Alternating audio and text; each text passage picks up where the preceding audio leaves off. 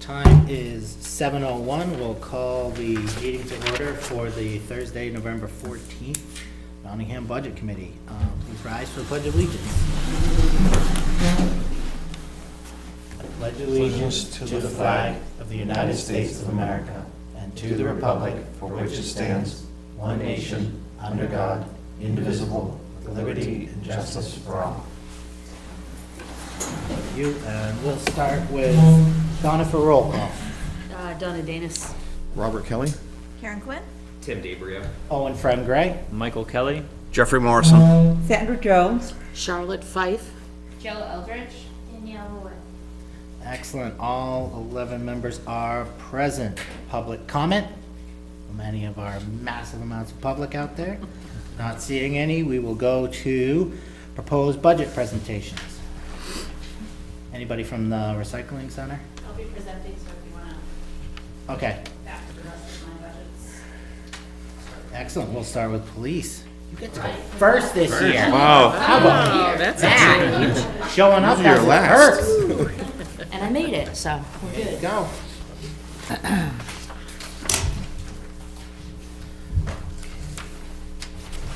Which page one are we on? We are on page 2 of page 1. Got it. Excellent. Second, page one. Second page 1. Okay.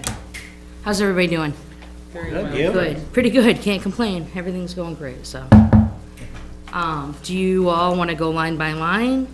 Whatever you feel is important for us to know, that's what we're here for. Okay. We'll probably be looking it over and maybe asking questions Sure. if anything grabs our attention, but Okay. start So, with your items. I can start just with the top, the salary. I kind of cleaned up some lines. I added the administrative assistant salary to PD salary full-time line, just so that position's just not out on an island of their own. I think it cleans up the budget a little bit. She's a full-time employee, so there's reason no not. change. It just, that's why it's there. And so that, that's why that salary is that. Just going down, you'll see the next thing that I increased from last year was my prosecutor services. It's a 3% increase is what she requested. I think that's very acceptable. She does a very good job. It's hard to find a prosecutor. We have a lot of cases in Nottingham, even though people might not think that we do. And she's really, really, you can't put a price tag on it, to be honest with you. So she prosecutes for several other police departments, and she asked for that across the board, so. Does that make sense? You have any questions about that? I mean, to look to even find another one, it probably costs more money anyway, so, I mean, we've had her for about 5 years, and she does really well, so. Is that a yearly stipend, or is that like case by case? No, guesstimate? that's what she gets for the year. Okay.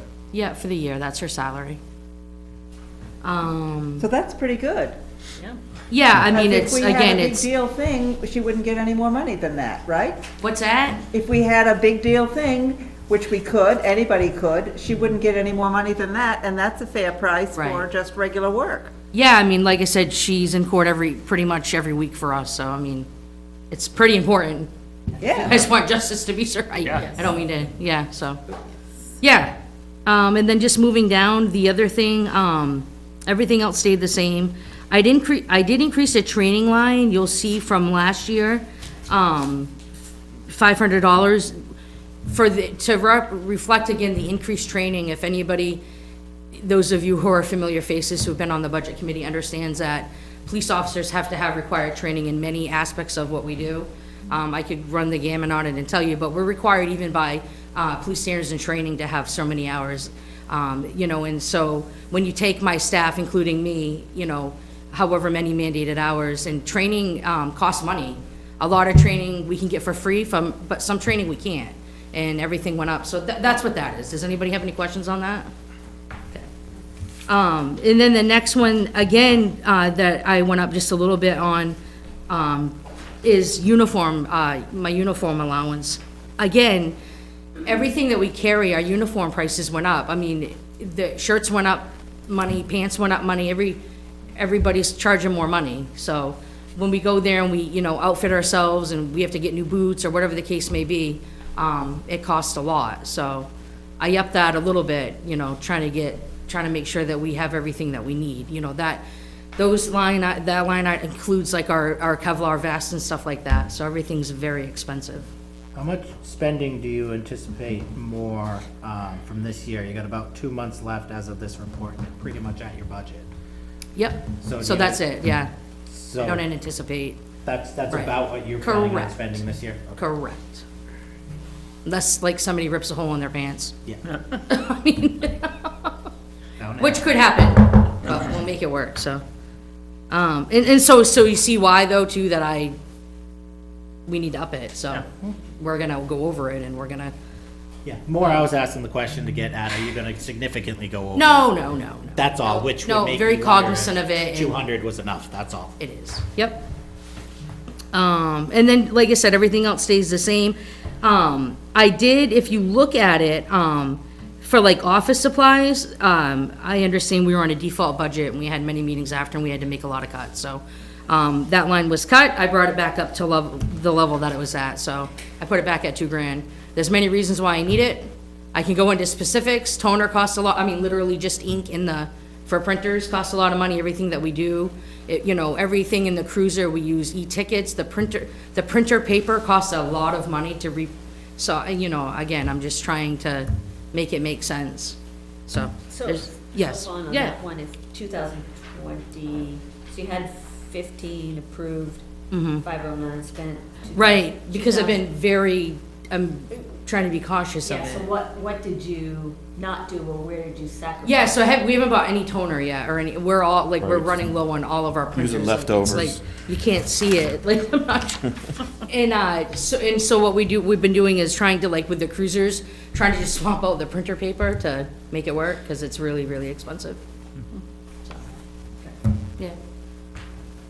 That make sense? Yeah, well, it looks like you have $1,000 left. Are you gonna get? Right, because spend again, it? I'm nervous about spending. See how you feeling on December It's bottom 30th? line budget, and I'm looking at my uniform line, I mean, I have to keep everything, everything in Appreciate that. perspective, Like, anyway, yeah, so, like, if a printer breaks, right, that's gonna be $1,000, like, you know what I'm trying, okay.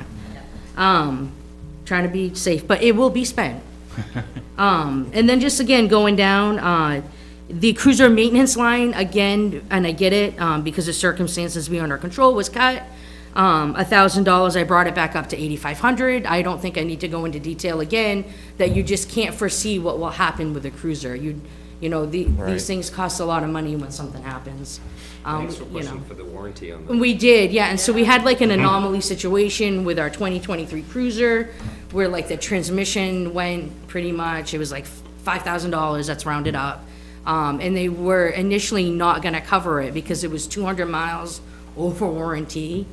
And I got it fixed, thank goodness. They were, we're good customers, they agreed that like, that's ridiculous, so we're getting a check from them back. Because, like I said, that pushed us right over the line, we're way over. And so, those kinds of things. So again, these cruisers are driven all the time, we rotate them out, we don't just drive one cruiser. We try to do the best that we can, trying to keep the longevity, but, certainly things come up, so. I think it's fair and safe to bring it back up to where it was. I had a quick question. Do you Sure. think it's worth getting an extended warranty on them? You know how we trade them every 5 years? That's a good question. Because what's the warranty, 3 years? Yes, it's 3 years, 30,000, but then there's like a driver powertrain for 50,000. We could extend a warranty, I could look into it and, see what kind of warranty, extended warranty. I don't think that we would ever run into that again. In the 18 years I've been here, we haven't had to change a transmission in a cruiser, if that puts it into perspective. I was told it was really an anomaly situation. But Yeah, again, that's rare for that to happen. Right, very rare. Yeah, it shouldn't have happened No, it shouldn't have. at all, yeah. And extended warranties, they're negotiable, you know what I mean? Yeah, I mean, again, it's something that, I've already thought of and, going forward in 2025, if I'm able to get a cruiser, it'll be conversations that I have with the rep. Gotcha. So, yeah, absolutely. That's a good question. Another quick question. Now, Sure. would you, I didn't know, I just watched a little bit of the Selectmen's meeting. Yep. And is there talk about a truck for a cruiser? We already have a pickup truck. We got a pickup truck in 2024. Oh, you did? And Okay. F-150, yep. So Okay. it's here, it's outfitted, it's on patrol. No, I think that was a good idea. I'm just looking Yeah, at we got a pickup repurposing it truck, after you're done for, with it, of course. yeah, oh, yeah, absolutely, yeah, I think those are good ideas. I mean, I'm not here to I hate to say that. I'm not here to advocate for any other department. I only think about my, no, I am here to advocate, But the yes. highway or the recycling Correct, yeah, center might be able to use it. whatever deems, powers to be, not my business, but yes, correct. And the truck works great, and there's many reasons why we need it, and it was like no more money than the SUV, so Right. it all worked out. Okay, and so then, again, I put, the cruiser's always been in my budget, you'll see the cruiser's back in. Last year, you wouldn't see the line item for it, because they used opera funds for it, so that was great that we were able to do that, but we were in, crunch mode situation with the default budget, so, but it's on my budget again, and that's there, and, that's 45,000, includes a trade-in too, so. And then, going down, everything else is the same, so, pretty straightforward. Fun. What about Yes. equipment maintenance? Seems like that was a lot lower. We haven't paid out yet this year, you mean yet? Yeah. We haven't gotten that big bill yet from Alright. outfitting the F-150. Got it. It'll be here soon, so yes, that's a great question though, Karen. You're right, because that would be ridiculous. Where's the 20,000? Well, that's a lot of money. No, understood, yeah, that's a good question, so, All right. yep, I have a question on the salary overtime line. sure. It looks like, and not pointing fingers, earlier a little over every year, a little over that 30,000 mark. Would it make sense in your budget request line to bump that up to like 35? I mean, Mike, I will bump it up to 50. Makes sense, not a bad question, that's a great question. However, I really feel though that you have to take into perspective that we're shorthanded. Okay. And so I don't, and that's what a lot of that overtime comes from, we try to supplement it with my part-timer, right? And other things, but, I think we're still one officer down. And so you're gonna see, it would be a number that we would play with every year, to be Yeah. honest with you. I mean, we could up at 35, it's a wash at the end of the day, it's a bottom line Right. type of thing, it's semantics. If you think it looks better on paper, we could go with 35, But if you I still add- have money left in my salary line for, I was about to ask, if you Well, add your yeah. salary and your overtime, that's, right. probably still balancing It's it a out. wash. It's a wash, does that, I don't know how to say it. Yeah, so But then. no, I I I'm just didn't not, want you to be hit somewhere else because that Right. one was low. but Right. If it's, washed from salary, then. it makes yeah, and sense. I think it's fair to say that it's a wash, so I do think about that, and I'm like, it's really not right to up it, because Cause you don't need, we Not can the make it up. intent if you're Right. looking for the Yeah. full. Now, if we're full-time, right, and we go, that's a valid question, like, do we need more, are we not being able to cover that? Because again, we do have a lot of, which is a good thing, a lot of officers that have a lot of longevity, so we get a lot of vacation time. And so if you just count that into play, and we've talked about this before, people that are selectmen and stuff, that eats up a lot of our overtime, because people are just taking vacation, and you're, supplementing officers and stuff like that, so. But yeah, I think it's a wash, and I think it's good, so it's good like that. but thank Okay. you for asking. Yeah, Looking at your salary line, the first line, if you add the 50,000 to it, that's not 50,000 over the 24 request. So your salary line is actually going down this year? I mean, it might be, I don't know, we did the math, we did it 100 times, Ellen can testify to it, that's with all of the officers, including me, and that's even with, like, you have to take into effect, like, the holidays that people work, and it's double time and a half. So to answer your question, Owen, that's an accurate number. Does it include an additional hire? It includes the full-time position that isn't filled. Correct. But if you want to give me another officer, Tim, I'll take, No, but. No, but it does, yes, You're including it. absolutely. It is. Yeah, did it, like, seriously, and because every day I'm like, it's wrong, and You have a I've, younger staff this year than you did last year? do I have, excuse me, what? Younger staff or a newer staff that wouldn't necessarily be getting paid at the same rates? Yes, so that is correct, we had, how many, we had an officer, like, one person left that would be making more money. Sorry, my years are all combined with I couldn't. worries. I'm so That sorry. makes more sense. But yes, that is Same true. position, somebody's getting paid less. Correct, that is Yep. absolutely correct. Okay. Yep. So Fawn, this looks like overall what you're requesting is a 30K-ish. Yeah, it makes sense. Yep. Did you minus though the cruiser?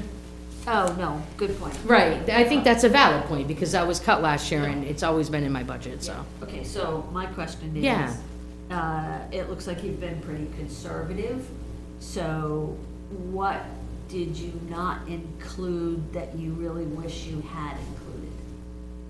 Is there anything? You want a list? Well, I mean, what's mission critical? So mission critical, I will say, and we did get a grant to do half, and that's why I tried to up my uniform line.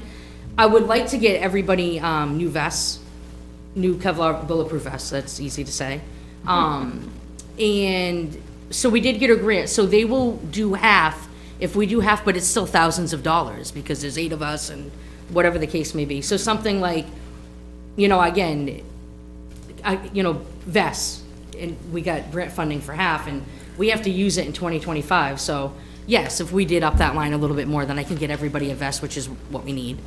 I'd also like to get a couple more pieces of equipment for our belts that again could come from a uniform line or equipment line that I would like to up, but I didn't put those numbers there, so if you think about it, yeah, there could be like 5 more grand that I could use, but. And when you say more equipment for your belts, what is that? Yeah, so we could use we updated a lot of our belts. If you notice, I don't know if anybody even takes note of this, and I don't expect you to. For many years, you see a police officer wear all their equipment on their duty belt, like on their belt on their waist. And so in recent years, hopefully you've seen some officers, and some of us have been able to go over to it, that vest that we wear with everything's on our vest, that really is for to save our backs. It really does help with hip mobility in your back, and like people having injury. I don't mean to get into it, but it really is like a risk-saving liability, whatever. So anyway, half of us were able to go over to it, but I still have 4 officers that haven't been able to switch to that new system because we just don't have the money. We don't, we're already over, as Owen said, in that line, and we're making sacrifices in other areas to try to get that, and then the vest would be great.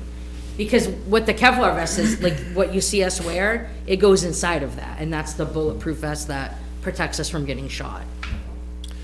So I'm sorry, real quick, so you said the grant runs out in 2025? Yeah, we have to use it by end of 2025.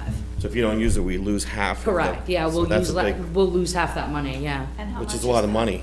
I don't know exact number, I know it's thousands. Yeah. But we applied for it last year and we got it. I'm like, wow, we got that? Because anticipating that we all need new vest, my vest is expired.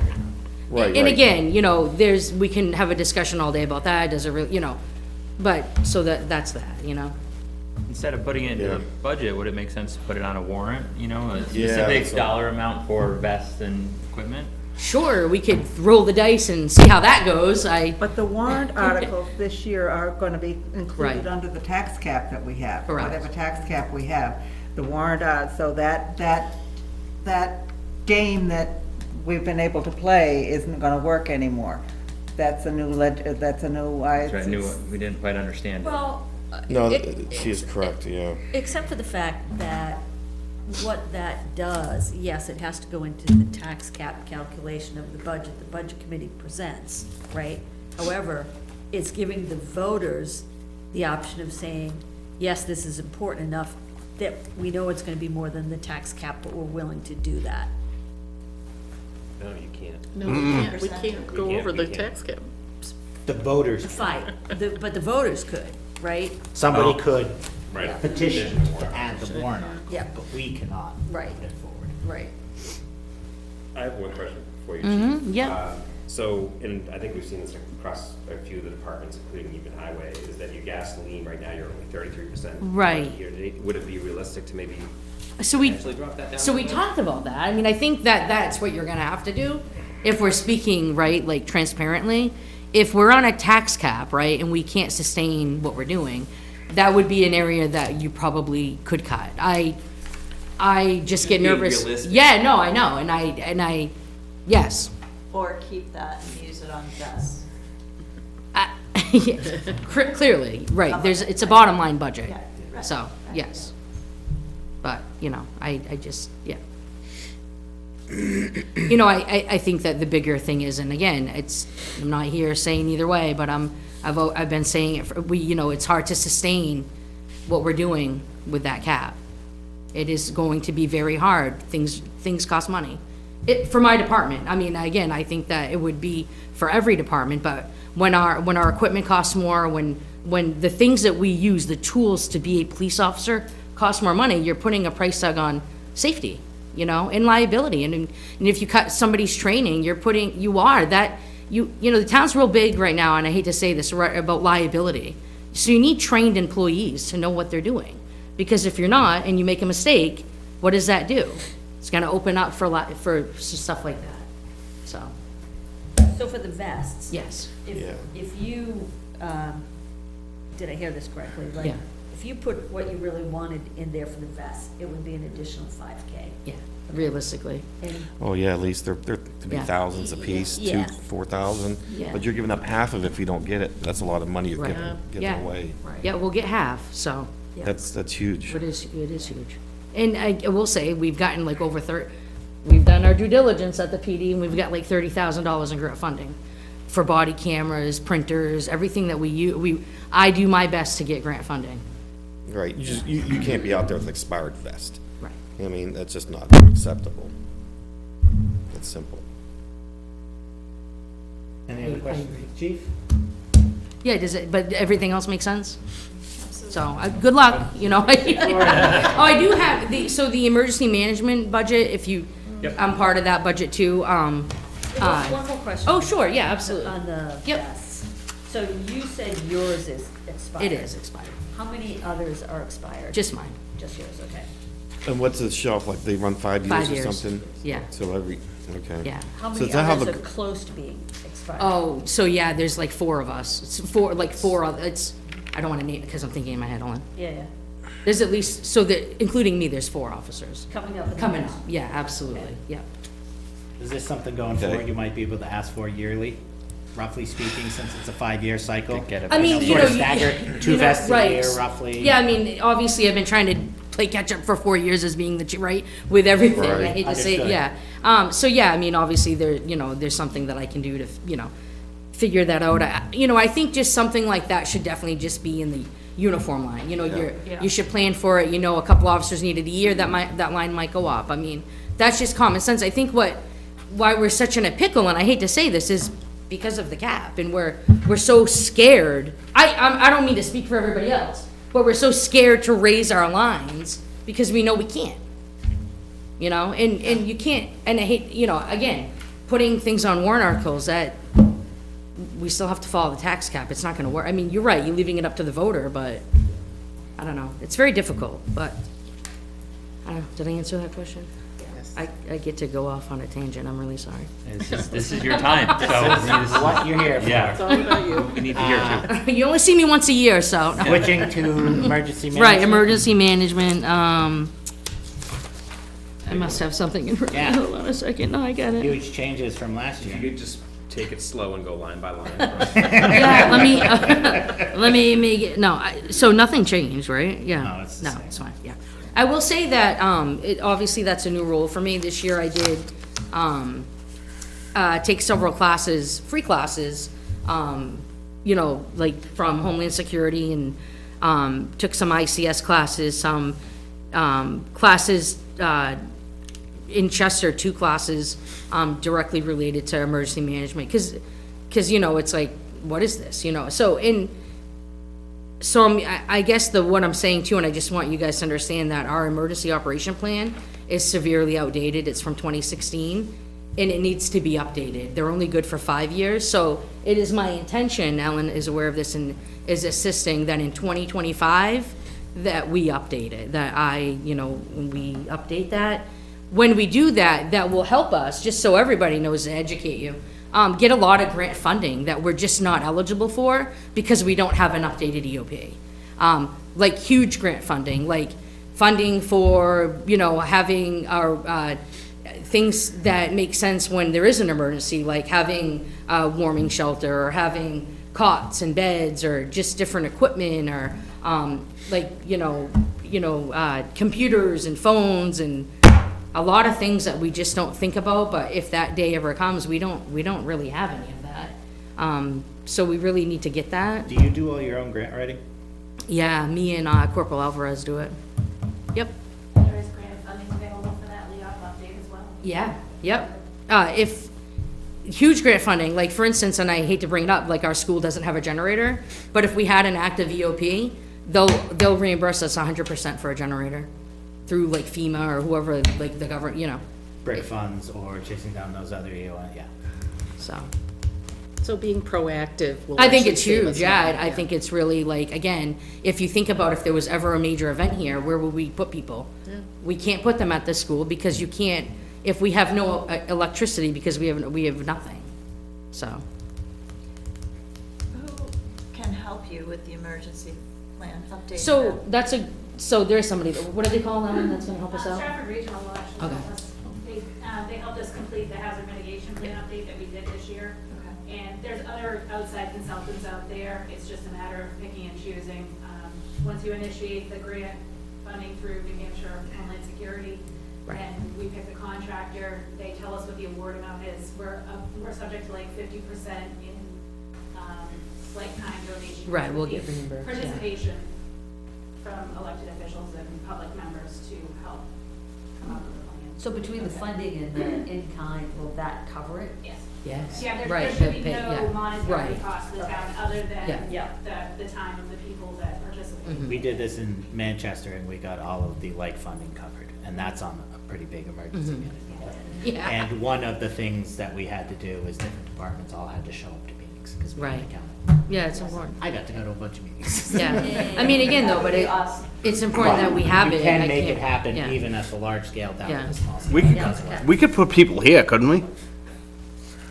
We could, but it depends. Not a on lot of what people. emergency it is. I'm just saying, Yeah, we could Just put for the like sake of conversation. 100 people here. I mean, Yeah. how many people do we have in town? But we might- like 5,000, I think. Right. Say there's flooding. 5,600. Right, so yeah, this is a flood zone, Yeah. like a big flood zone. Right. So when we do those mitigation plans and we do whatever, we literally, we have to look at all those maps and we have to pick places that aren't in those areas. Which, not to throw stones, but here, the fire station and the school Right, correct, all get inaccessible when Right. the town floods. You know, This is true. All of our Yeah. public buildings. correct. Just saying. Anyway, on that happy note, sorry, everybody. Any other No, but questions on you're totally emergency right. management? Thank you very much. No, thank you so much. Appreciate it. I'm so loud, I'm so Appreciate your sorry. time. Thanks, You Norm. didn't have to stay till I 12:30 love or it. whatever I it love was. You guys wanna give me more money, so. But you can stay. Okay, you're up. Watch out, she's got a gun and a Yeah, I think the brewer's the scariest thing she's got. Copy. Hold on. Yeah, I stole your copy, hold on. I don't wanna say over failure. Hold on. You came prepared, you're good. Oh, is he good? Is he? Same as the one I got. Probably is. It probably is, I said. Matt, how are you? Fantastic, how are you? Excellent. So, same as before, highlight major changes, we'll look through lines and ask you any questions.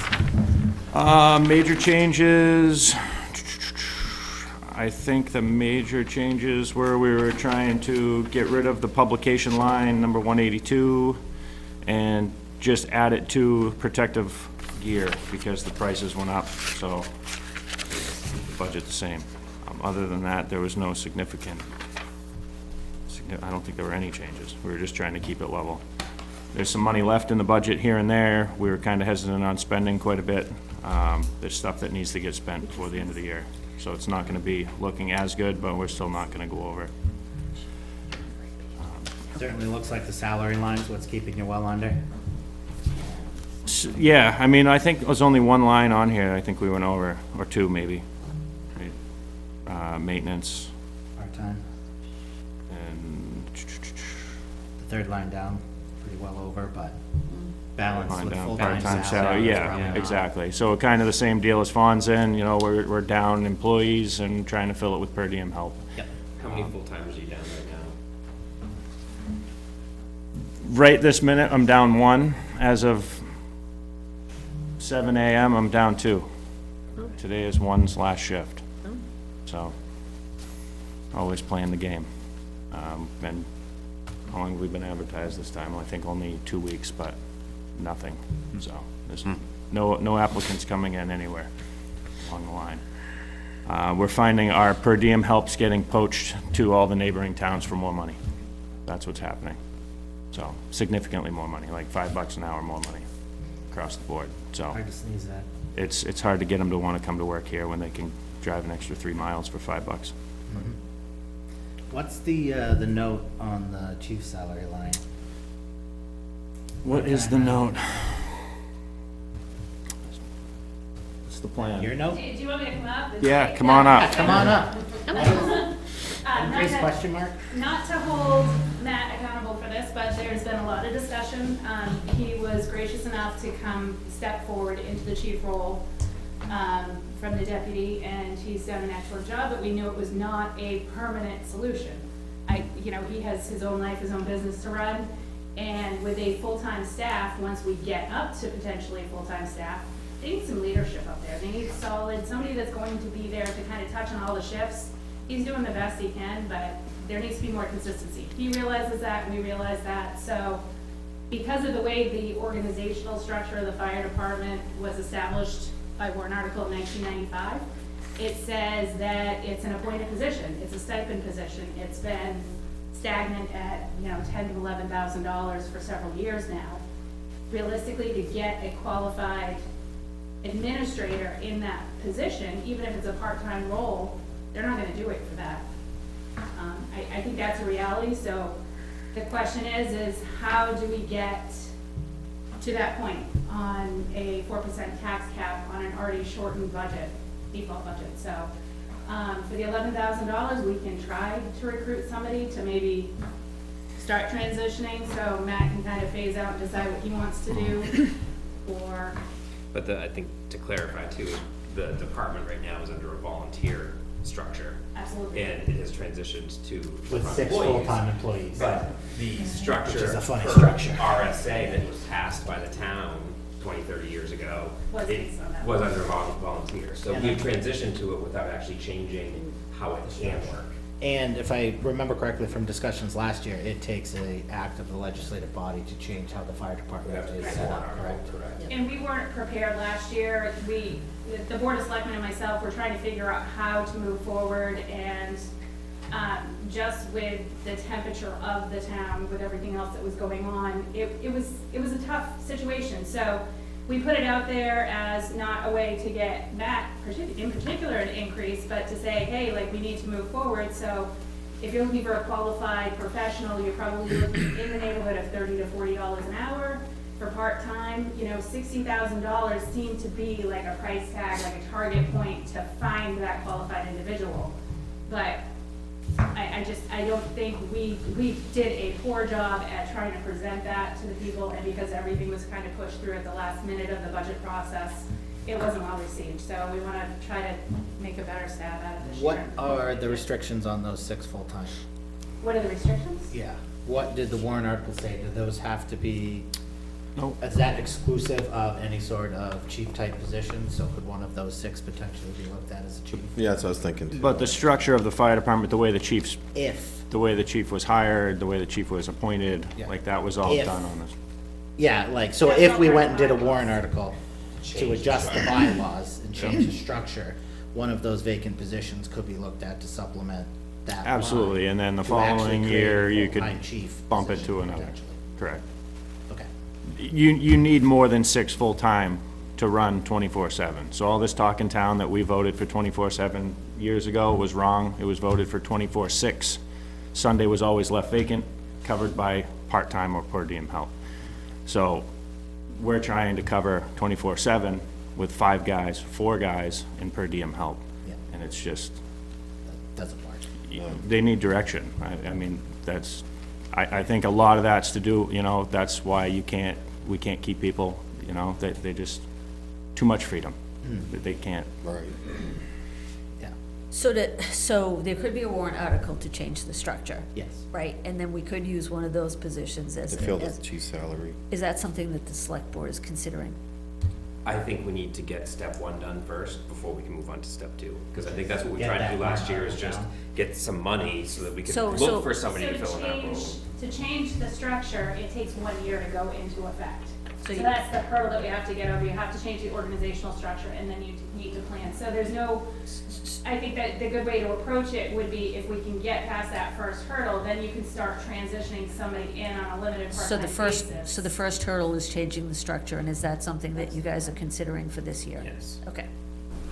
Okay. Got it. But changing the structure comes with the warrant article, correct? Right. Okay. That has to be All approved right. by the legislative body. Yes, okay, Yeah. got that, okay. Which doesn't carry a monetary. Right, yeah, it's not, We don't have right. to- Because then, at Yeah, that point, there's then no money tied to Then it. the fire department would have to rewrite their bylaws to now not, which they've amended in the past 2 years, but then to sort of not be under that volunteer structure. Got it. Got it. Understood, thank you. Any other questions for? Just, so for both of you, I guess, aside from the chief, same question I asked for Fawn, is there anything that you feel that you were conflicted about, including here, that you didn't, that you think is still mission critical? So they've changed quite a bit in the fire service now. All of our protective gear is PFAS-free. If anybody gets new gear, it has to come through PFAS-free. If they don't have it, they're supposed to sign a waiver that says that they're knowingly wearing this cancer-causing gear, right? So ultimately, at the end of the day, we're trying to go, Somebody to sign that. right. Yeah. We're trying to get a grant for gear. We just received a grant for radios, so we're working on that now. But that's not this year mission critical, but it's going to be. We have a lot of gear that's getting outdated. And to replace it costs, $700 or $800 more per set because of this new, So it's not this year, but next year? next year, yeah, definitely need more money for gear. We're in the same boat for gas and diesel. We're, way under. Are the new radios in yet? No, we're still in the grant process. We met with a radio company 2 weeks ago. The uniform line seems like it's all over the place. Uniform line. 87? Yep. And 35, and then the actuals were 6820. We had 3,500 approved for 2024. I'd imagine billing's behind on that, but it's, Only six. those numbers are just, So, All right, over so the the year place. that the 68, it was probably a year where everybody got new uniform shirts. Once you have one, you have one type of deal. gotcha. And then when people leave, their shirt gets recycled. Not everybody needs a new shirt. It's, Yep. it's like a twice a year type of deal. Because full-time staff gets a uniform allowance, so it doesn't come out of there, it comes out of there. They get a $300 a year, or $400 a year. Any other questions for the chief? Excellent. Anything else you'd like us to know? Nope, Appreciate it, Matt. Thank thank you. you. All right, thank you. Thanks, Matt. How was your trip? Good. Excellent. Never are they? You doing government buildings as well, so I think the floor is now yours for the foreseeable future.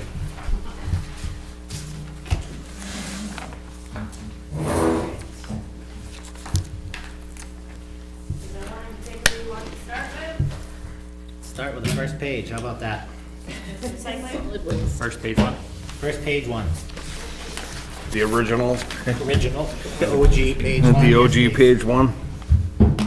Okay.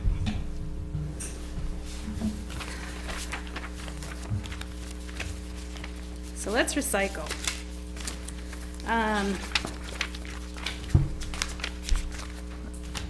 me find my page one, my first original page one.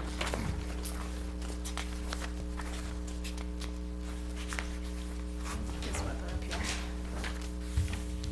All right, so there was not much, done to this budget, partly because we're very much in the same situation in 2023 up through the first couple of quarters. We had a full-time public works director that was overseeing highway and the recycling center. We found it a challenge backfilling that position for the salary that we were offering, so we ended up having to cut it back to a highway director-only position, which left our poor recycling center on an island of its own. So it is being essentially run and maintained by 3 very part-time staff. I've picked up the administrative role, and it's working, but it's not working to its full function. So there's a lot of things on here that when it was under a public works role, that, you know, there was a lot of oversight for, you know, construction, some education, some equipment, some uniforms. We've been running bare bones minimum, just keeping the facility alive and running, getting the goods hauled out when they need to be, the recyclables, et cetera, keeping the lights on. So this budget represents moving forward in that same position, at least for this next year, just because there isn't really a whole lot of room to make improvements.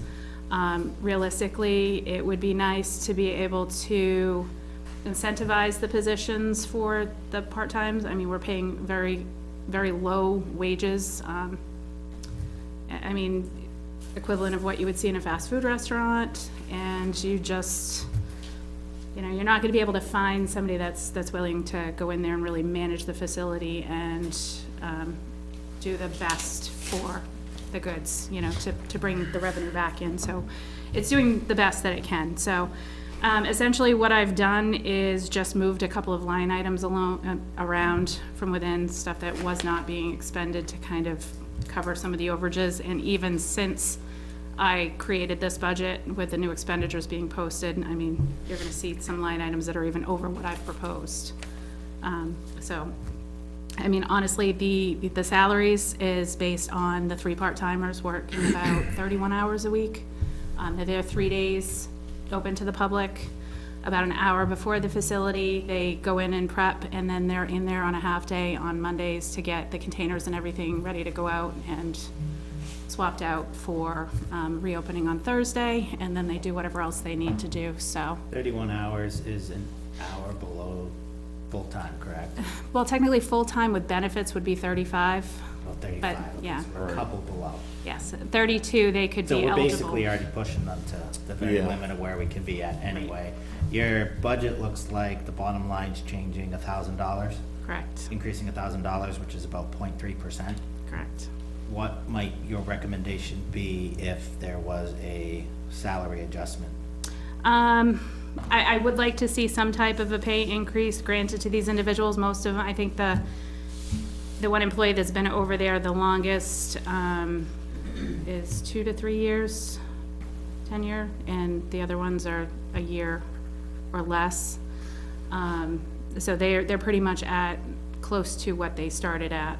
They're all the same level. There's no technical supervisor over there. So I would like to see somebody, whether it's one of the present staff or maybe adding somebody on there to take more of a management role.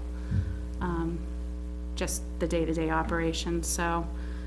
I don't know what that looks like in terms of a figure. If we're going more than part-time, then you're talking a benefits package, which I think is too rich for this department. So, I think that end of it would be something that we would deal with in the merit compensation pool, which is why I wouldn't really adjust it within this individual budget. Okay. And other than that, I mean, it's the unpredictables. It's the environmental surcharges, the fuel, the hauling that everybody has seen skyrocket over the past couple of years. We're completing year 1 of the next 5-year contract with Waste Management. We did a contract extension off of the prior 5-year contract. And it's going to work well, but obviously that comes with an increase. We're paying about $20,000 a month in hauling. So if you look at forecasting right now, I have $240,000 budgeted. The $216,000 that we've expended so far this year, we have 2 more months.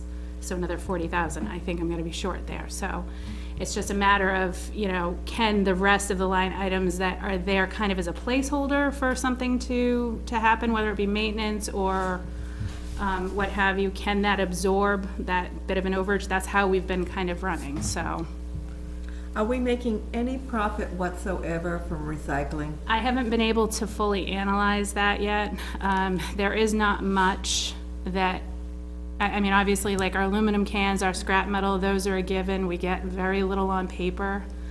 But but. Is I- the biggest The thing we're revenue not, does not cover the operation. No, it does not. but That's what is you're it, saying. at least we're not paying disposal tipping fees on that? Correct. But I can tell you, like, there isn't one recycling facility in New Hampshire that's running a town that Is making a profit. the revenue right? pays for the operations. It doesn't exist. It just helps to offset. The problem is that there's no money in it right now, so. I think realistically, the only way that we could even come close to breaking even is if we were doing our own hauling, but that comes with a piece of equipment, a driver, But you do it with. which is another the overhead cans, you do it expense, with so. cans, you've got Yeah. somebody else. Yeah, we are. Nice little trailer. A little easier But then you without need the seat. CDL license, right, to run the truck. Right. Any other questions on solid waste? You don't have anything in the fuel line? So we did have an F-350 over there that we were using to haul the aluminum cans once a week. That truck broke down, we ended up salvaging it, or we sold it for next to nothing. It needed probably, I think it was like $3,000 or $4,000 worth of repairs. So the highway department's now taking care of that hauling. So it was one of those items that I just said, for this year to continue to try to move forward with present conditions, we've got to kind of take care of cutting everywhere we can. Has there been any more discussion about the extremely unpopular topic of a dump fee to get a dump sticker, like $50 for a dump sticker?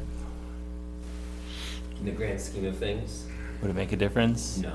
No. Actually, when I met with Northeast Resource Recycling Association, they're the ones that most of the recycling centers in New Hampshire work with to sort of outsource with this other recycling. And they said in most communities where they charge a higher fee, there's less, people are dumping more in other places because they're just not gonna pay it. Gotcha.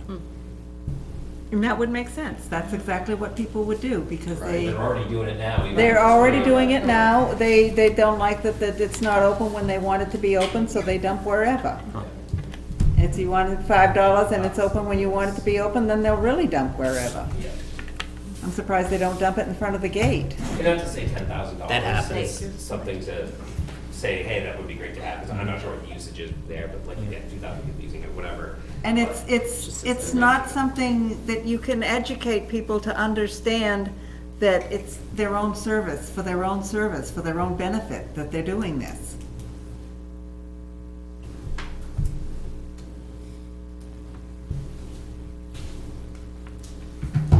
Any other questions on solid waste?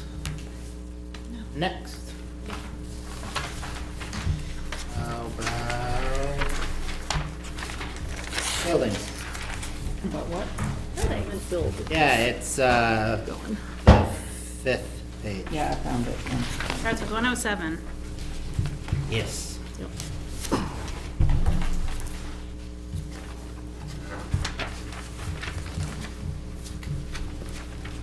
Here we are. So $79 less. This is another budget where I did a whole lot of line item shifting. This essentially covers everything town building wise, as far as all the town facilities that are owned for our telephone and internet, our heating expenses, our electricity, and then general maintenance. And think about general maintenance as the contractual obligations that we have to maintain the building. So it's the alarm system, it's the monitoring for that, it's the pest control, it's,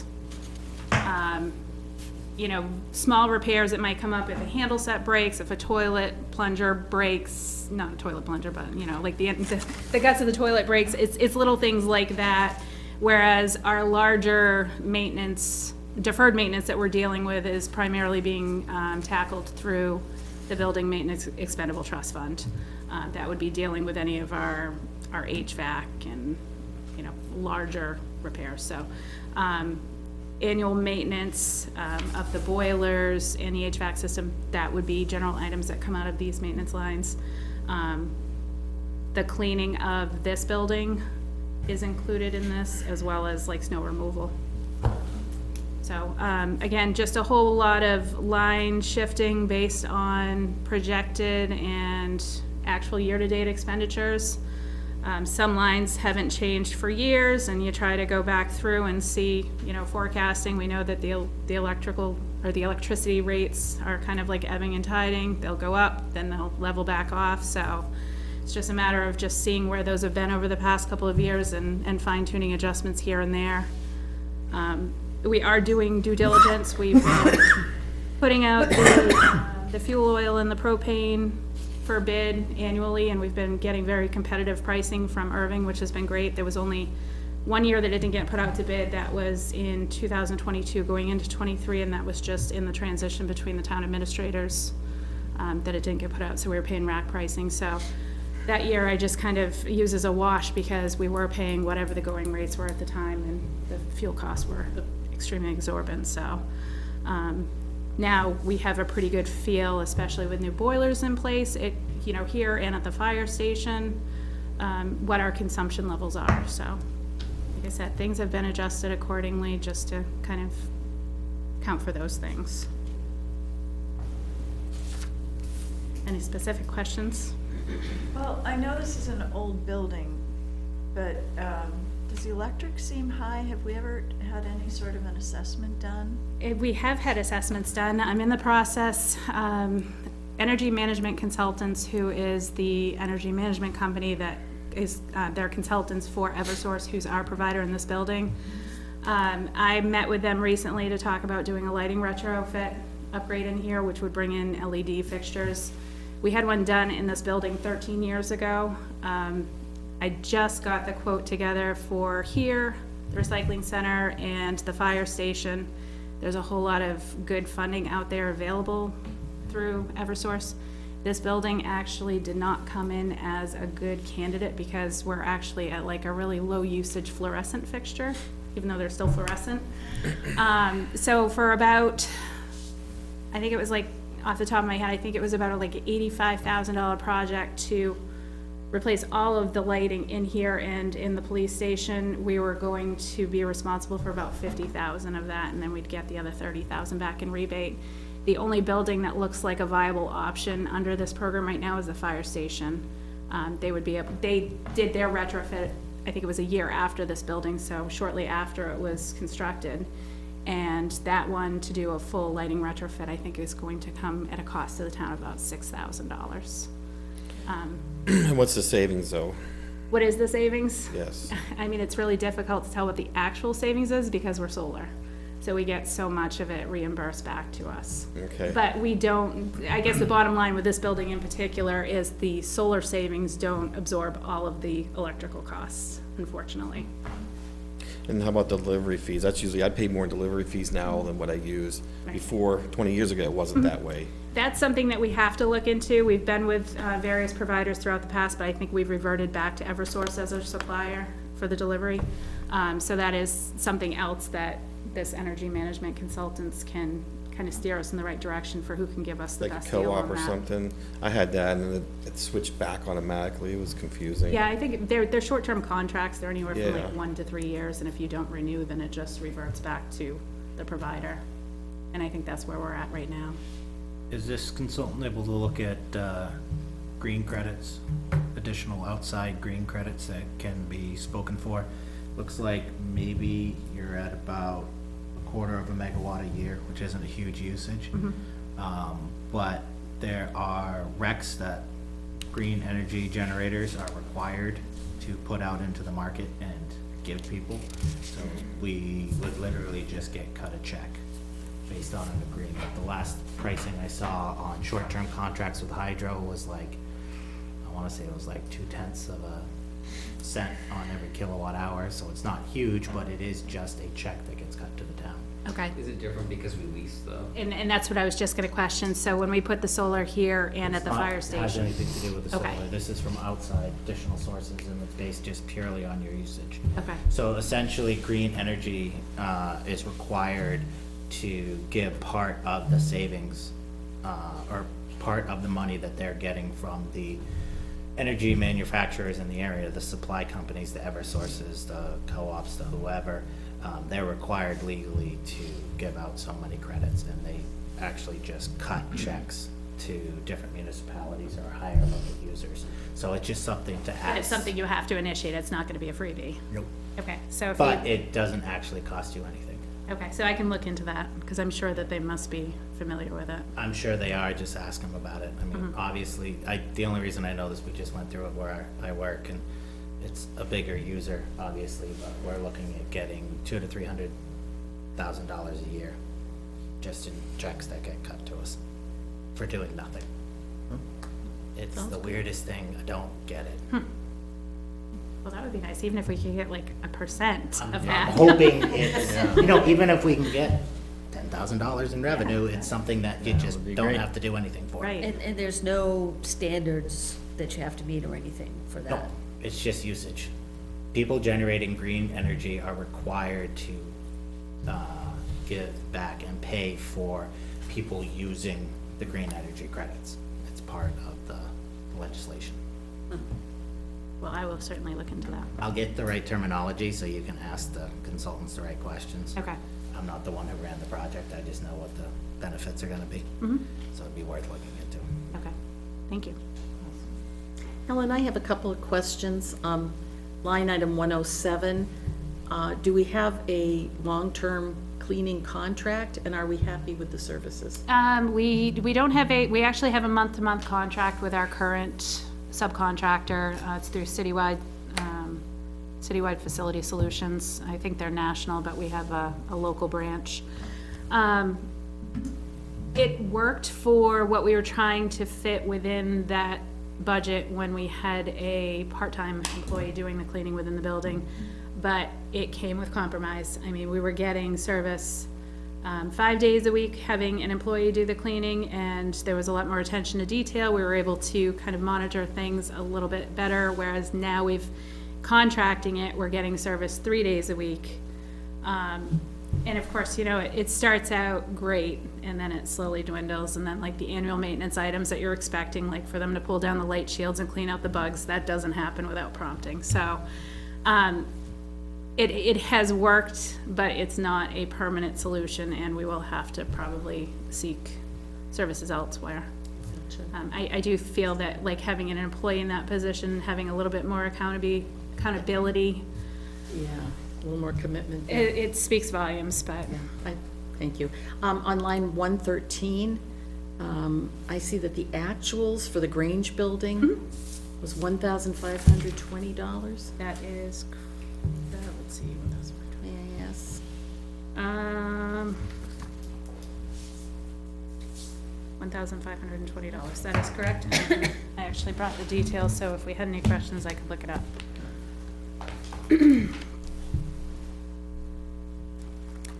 I do know that we had to have some keys made for over there, but that certainly wasn't $1,000 worth.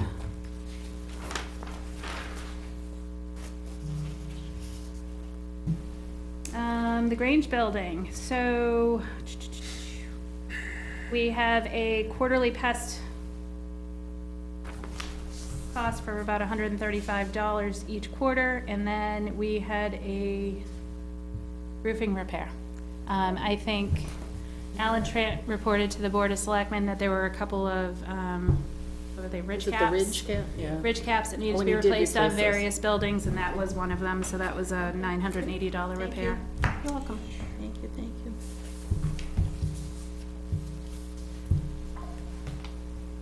You don't have any details on how many linear feet of ridge cap were replaced, do you? I don't. Is there any I can chance get it when I look at the invoice. Could though. you? I know it was a good deal because they had done the same thing here at this building last year and used the same company. It was like, Just curious. Question, just understanding on library building maintenance, like 119, and then 124, library electric. So that's on the town budget and not on the library budget sheet? Correct, because it's technically a town building. Okay. Is that all the maintenance for it? No, actually, there are certain maintenance items. In that- versus out, it's both. Yeah, so they got, okay. It's one of those things that I think it would be really good to do an MOU and have it in writing so that the library trustees have an understanding and then we have an understanding of who's responsible for what. Yeah. In terms of the operation of the library itself, you know, if like their toilet falls in disrepair or whatever, they've been taking care of those repairs, whereas, let's say the roof needs to be replaced, then that would be more of a structural item that the town would take care of. Similar to the superintendent's office, right? Correct. Because we own the building. All right. Do we have an MOU for that? No. Well, the lease agreement does state that, you know, they pay, I think they pay like 75% of the electric bill over there. If they make any improvements, of course, they have to get clarification first, or they have to get approval through the Board of Selectmen. That's a whole different animal because of the way they actually contributed towards some of the renovations. Oh, So okay. it's a little bit different. But that's something that I would like to try to get clarified. Any other questions on buildings? Start with one on page 1 of 6 of 1. Executive. What do we got?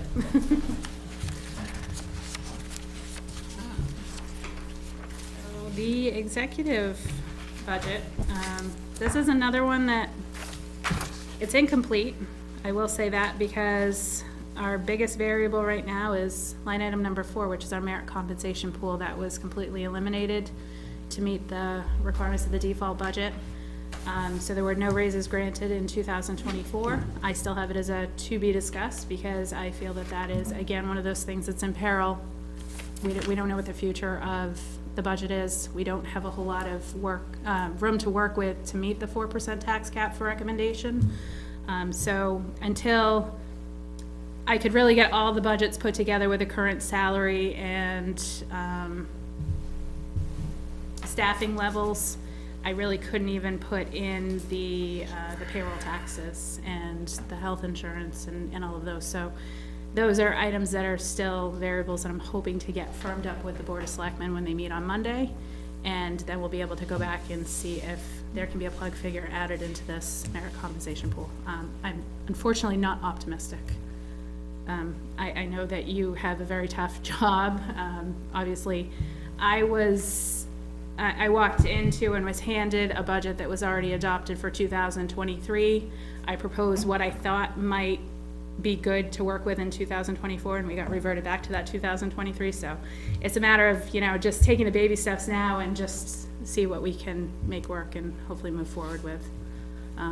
But that is gonna be one of the things that I really wanna push forward. Obviously, you heard it from the fire department, you're seeing it in the police department.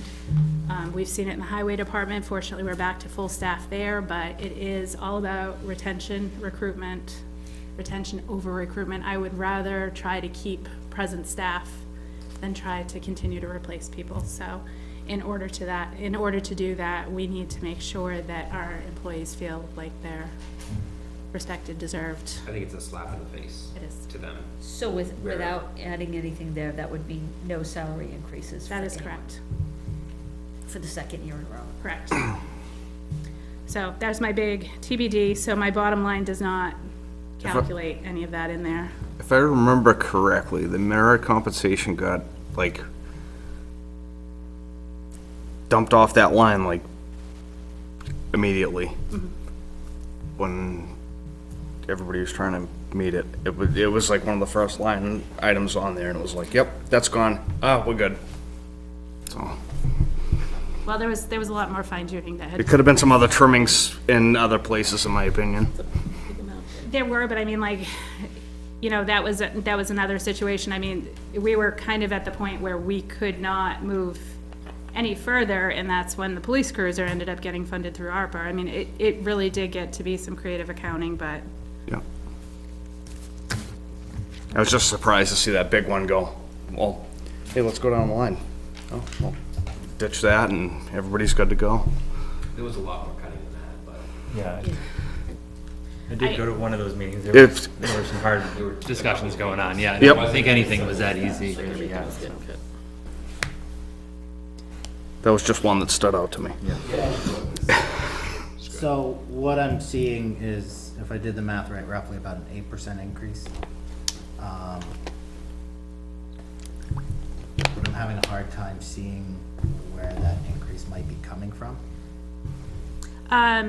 So one of the items, the other items that got zeroed out to meet the default budget, the selectmen decided not to take a stipend. I did add that back in. I do think that it is a thankless job in itself, that they are due compensation, much like anybody else. Is that one of the biggest differences, probably in the numbers? That is, Yeah, that's pretty close. Yeah. okay. Ellen, back to the merit compensation, just brainstorming ballpark number, what would be an ideal, like back to the 2023 level? 50 No, almost because about actually, 57,000. so almost 57,000, if you'll remember correctly, the police department was granted, not only, it was, an adjustment across the board. We had to bring the pay scale up, so that was reflective. I think we decided to back that out of the merit compensation pool towards the tail end We of it. moved it and to then there's- PD, didn't we? Didn't the? Yeah, Yeah, Yeah, so Yep. instead we Yeah, took the they broke PD it up. portion out of that and then we moved it to the PD correct. sheet, yep. So what do you think that number, do you have an idea in your head what a reasonable number? Because we have our work to do to try and Right. squeeze something in there. I mean, I would like to see something. I have been following the cost of living through the CPI index for the Northeast region, averaged it out, and I would like to at least see us meet that for a cost of living adjustment at a minimum, which would be like I think it's between 3.1 and 3.4%. Okay. So I can't give you what the total salaries is to make that calculation, but just for, I guess, an estimate, I would say probably between 30 and 40,000. So if we went off of the general salary line plus 3.5 something? Correct. And I would say, so just to point out, when you're thinking about an employer, the cost of living adjustment is not a merit. Not a merit. increase. It's a No, cost it's of not. living. So if you do a really Yeah. good job, you should get more than inflation. That, So well, I'm thinking, like in my mind, like to answer your question, I would say whatever number you're coming up with CPI, you double it.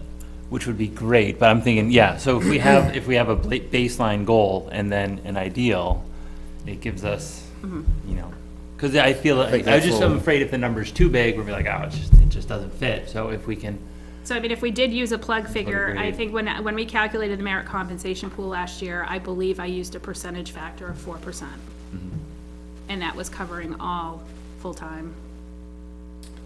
And I thought that came to around, what, 100,000 or 80,000 or, I mean, because I have past years, I mean, 2021 is actually 40,000. From 2022 increased to 75,000. 2023 was 56,000 to 50,000, and 2024 was 50,000. But that would be zero 2024, of course. So, I mean, originally it started around 40 in 2021, I believe. that was the merit. Yes, that was the mayor. I mean, just based on these sheets. You know what I mean, that I have history.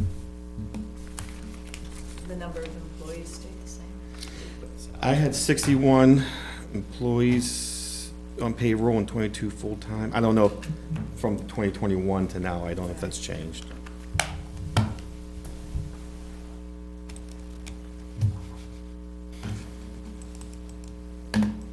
Does this merit number include fire? Yes. But not PD? I think PD was the only one that moved out of there.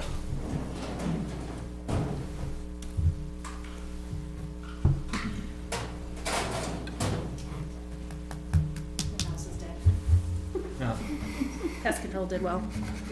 And we could always come back to this later too, if it's not, Okay. you know, you don't feel like you have to rush to get it now. Is there something we can work on as we go through the?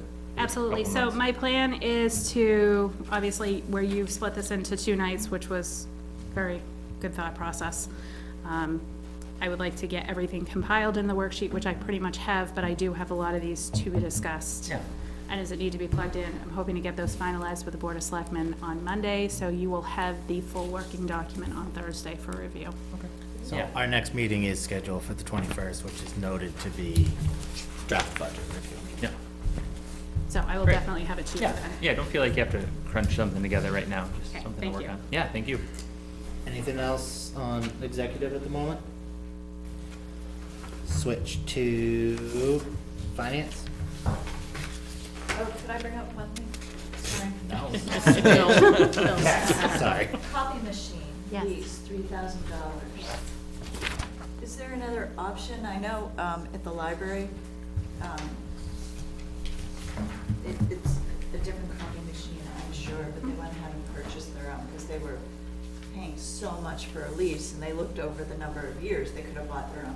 This is a copy lease, machine. lease purchase. This is something that I adopted. It was, the machine was swapped out, I think, the month before I came on board.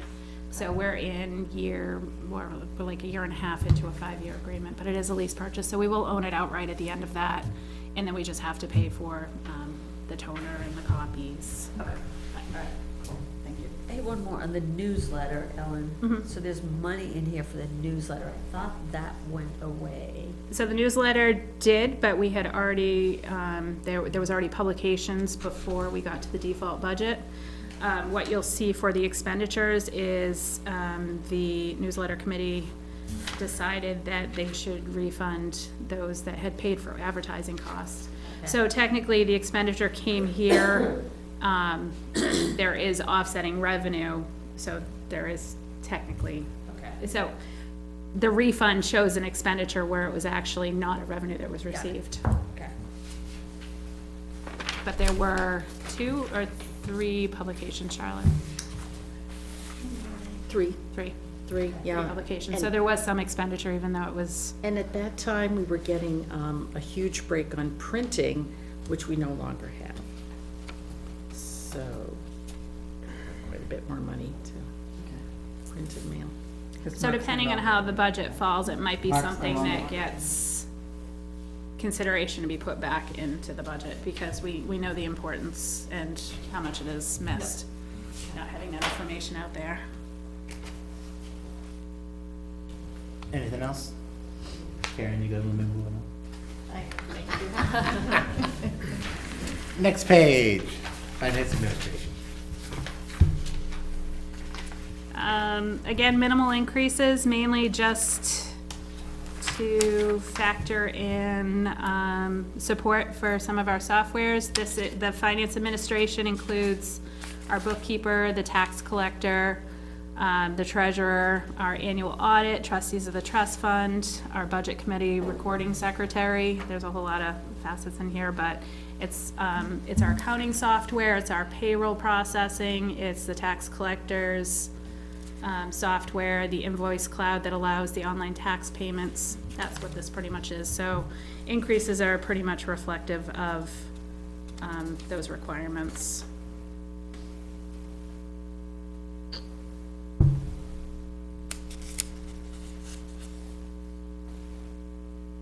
I'm sorry, the, line 49, the, Budget committee secretary? yeah. Correct. So that was something, we've now, most of our minutes taking for all of our meetings are being outsourced to a subcontractor or multiple subcontractors in this case. Yeah. I'm not sure who was doing the budget committee minutes prior. We had Alana Kenny, our land use clerk, that kind of stepped in last year. She's just not able to do it, balancing the deputy town clerk and her land use clerk position, so we outsourced it. This is one of those things now where you just kind of have to gauge how long the meeting is and how long it's gonna take a person to transcribe. Right. Last year's meetings going until 1 AM. There were some significant ones. We're hoping. You're running very efficient meetings. Congratulations. Hopefully Yeah, did I get paid for that? I took notes at the end on that one. Hopefully we trend forward. TV turned off. I was So, Great minutes, though. I don't know if Great this is minutes. realistic or not, but have you ever looked at, like, there are, like, transcription services, like rev.com is one of them that I've used in the past, where you can upload a video and it does a really rough transcript that at least gives you a base that somebody can then go in and edit and clean up. Have you ever looked at those? I think the challenge right now, as you know, is the sound equipment in this room is awful. Yeah, So it yeah, would- yeah. you could- And then identifying the individuals who are Right. speaking could be tough too, but it just, I mean, technically, all that needs to be captured is the brief discussion and capture emotions, but people are so reliant on going to the minutes or even the videos to be able to see what happened without actually being present, that we try to have Yeah. a pretty good depiction of what happened. yeah. We keep very robust minutes, We do. The last relatively ones were speaking. very detailed. They were They're good. extremely detailed. So if anybody would like to volunteer their time to do them, I know it's my least favorite thing to do, so. Until then, it is a paid service, and the going rate's about $25 an hour, so. The beauty of our town is you can do it remote work from home at your convenience, as long as it's within the 5 days. Be able to supply a draft version. Any other questions on this sheet? Assessing?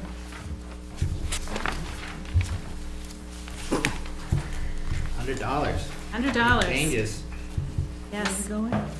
Software support, it increases annually. Avatar assessing, there you go. Yes.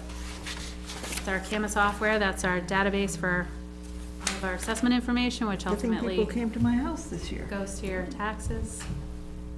So we like to keep the data updated and the software fresh.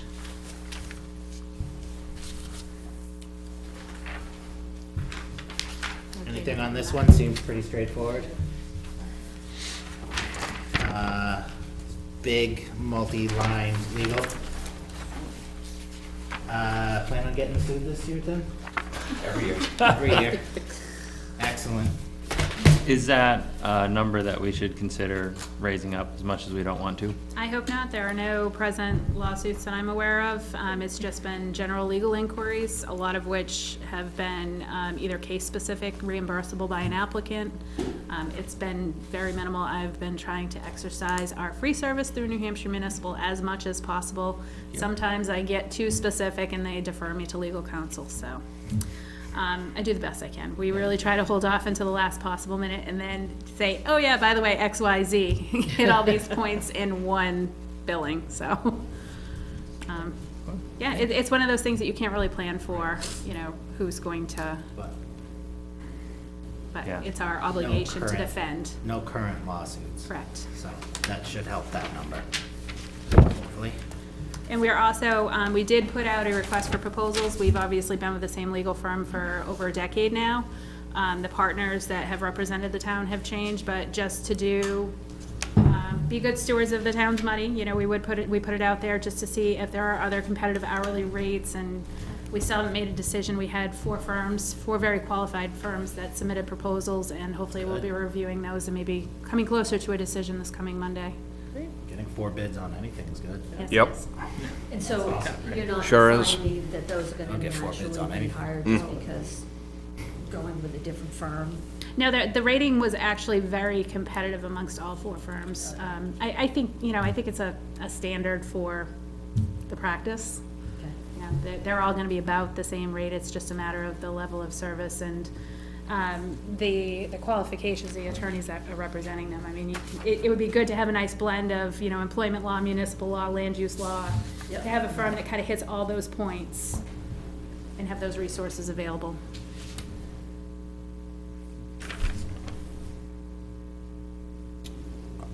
Anything else on legal? On to personnel?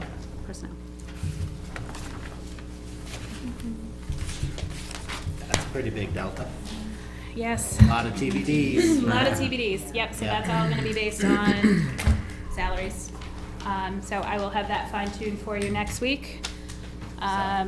I would like to report that one of our larger increases is in our health and dental. We are still contracted with Health Trust. They provide our health and dental insurance benefits to town employees.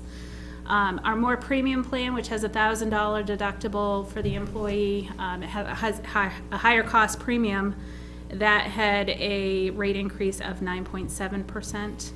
the higher deductible, lower premium cost plan, which has the $3,000 deductible, had a, I think it was like a 17% increase this year. We are a January renewal group, so there really wasn't a whole lot of time to research other outlets. There are plenty, there's New Hampshire and a local trust out there that offers Harvard Pilgrim plans. There's school care. There are other options, but we really need to probably pull together a health insurance review committee and start that process maybe in the summer. Typically, the way that Health Trust has trended is you'll see it kind of over a 5-year period, you'll see an increase, decrease, increase, decrease, like everything kind of washes out. We've seen an increase 2 years in a row. When COVID hit and we saw all of the rates increase across the board, we said eventually insurance is going to catch up. We're seeing it on homeowners, auto insurance, health insurance. This is the last one to catch up, and unfortunately the premiums are increasing significantly. So I will be optimistically hopeful that this was, you know, like the last surge and that it will level off, but I don't have a crystal ball. So, I mean, I would like to push forward, you know, the initiative to see if there are other options out there without taking benefits away from the employees. I'm happy to do that research, but just not in this next couple of months before the budget has to go to the voters. And how many people does that cover for For health and dental? the health insurance, Yeah, how many people in the we have, plans? I do have 3 employees that have health insurance other places, so I've got 13, 16. I want to say I have 22 people on health insurance plan. It's mostly all the full-timers, less the few that I said have health insurance through a spouse or other plan. So that's all one health and dental, or is that separated, like? It's invoiced separately, but it's all through Health Trust. Yep. And then with the 457 plan, I know I mentioned this to you offline. Yes. But any thoughts for this budget season to look into transitioning that to the New Hampshire state pension? I would love to if we have the money to move forward with it. Right now, for the 457B, which is all full-time employees with the exception of fire and police, because they're Group 2 New Hampshire retirement. So we're talking the rec staff, the highway department, and the administrative assistant in the police department, and the office staff here at the town hall. So we're talking 12 people, if I do my math right. Maybe 13. 13 full-time positions that are right now receiving up to a 6% match into the 457B, which is the government-sponsored simple 401k. To move forward with the New Hampshire retirement for Group 1, it would increase the employer portion to, I think it's 11.77%. And then that would also come with a higher contribution from the employee. So right now, the employee gets 6% from the town. I think their contribution has to increase to 7. I think it's 7. 7 even. So it's a little bit more out of their pocket, but ultimately, you know, that is one of the challenges that we've had with people moving from other municipalities that are already in that New Hampshire retirement, especially if they're vested or close to being vested, depending on when the hire date was. It carries forward, whether it's the school system or local government. Do you think those are numbers maybe we could have for the select board meeting on Yes. Monday to potentially look at the delta? Yep. change? And the one thing that was a misconception last year when we discussed it, I thought it was going to have to be an approval that went before town meeting or, but it doesn't. It's actually an approval by the Board of Selectmen with the appropriate public hearing. And the other question was if we would have to roll everybody forward, but let's say you have an employee that has been paying into a 457B and they only have a year or 2 left, they will never be vested to really reap any benefit out of the New Hampshire retirement system. When you roll in initially, those employees on staff at that time have the option to either opt in or stay in a 457, but their replacement, it would be a mandatory requirement for them to enroll into the New Hampshire retirement. So it could potentially be an easier, like, it wouldn't be as much of a financial impact initially if people chose not to. New Hampshire vesting is 10 years, right? Yes. Yeah. Yeah, So anybody hired within after 10 years of 2011. retirement would have zero reason to, Correct. yeah.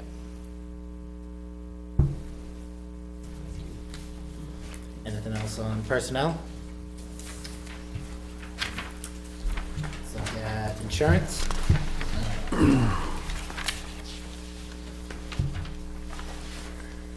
I'll revisit my previous statement. Everything got more expensive? Insurance caught up. 9%. Yep, pretty hefty jump, Yes.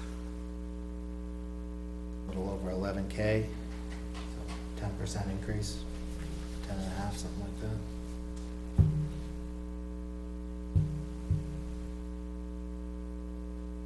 Primarily in the property liability. And it's not a result of claims, fortunately, Just is the new cost of the base. just the nature of the beast. Did you get clarification from NHMA if, like, these insurance policies and health insurance is considered contractual for a default budget? I think I did, but I have to refer back to it. Okay. Certainly helps the default. Building department?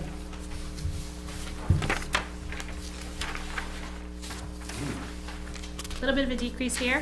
One of the things that we had to move forward with for 2024 that we actually carried into the default calculation was, State of New Hampshire adopted the 2020 code, and we didn't have any of the code books reflective of that, so that's a volume purchase. And we wanted to make sure that he had the most updated resources available to do his job, so not having to repurchase those books in 2025 allowed us some ability to reduce the budget. Why is the year-to-date salary so low? It's based on actual hours worked. This could be, one of those items that's just carried forward for years without increase, and 23, we almost hit it. Within 5,000. This So year it's- doesn't look like we'll be close, but, I This, mean, less this is- buildings, less permits, less inspections, it just varies. And this also covers a seasonal, part-time office support staff. We have somebody that comes in from like May to late October, 12 to 15 hours a week, and helps catch up things in the computer as far as like the permitting, the filing, et cetera, so obviously depending on that need as well. So it's not just the building inspector, code enforcement salary, it's that factored in there as well. Anything else with the building department? Animal control? Again, no change, this is a stipend position. Melissa Bacon, our present animal control officer, does a phenomenal job responding to all of our animal incidents in town. So she gets a monthly stipend. And Does she not charge the town for mileage? She doesn't. Thank you. Just really nice. Or costs, apparently. But she could at any given time, so that's why that's in there as a placeholder.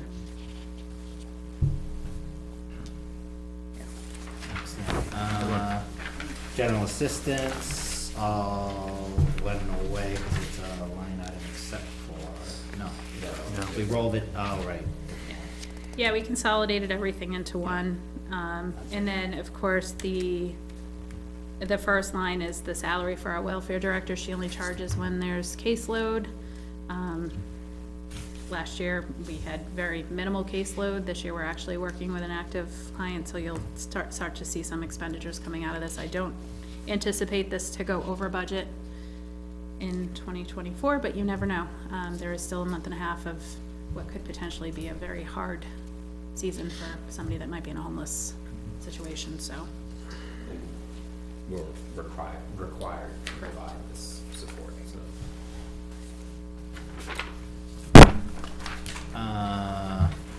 Historical Society. That's he's there. So no money has been expended from this budget. I'm not sure. I'm not sure if you noticed or not, but the steps had to be replaced. They were gonna be repainted. They were a little bit too spongy, so our facilities manager actually went over, it's my understanding that Historical Society paid for the materials to replace the steps. The labor was donated by Alan Trant and his company. So a nice little facelift, but it's definitely safer for everybody visiting. Very nice of Alan. So I don't know if there may be some material expended out of this account, or it could just be coming out of their funds, I'm not sure, but potentially. Cemeteries?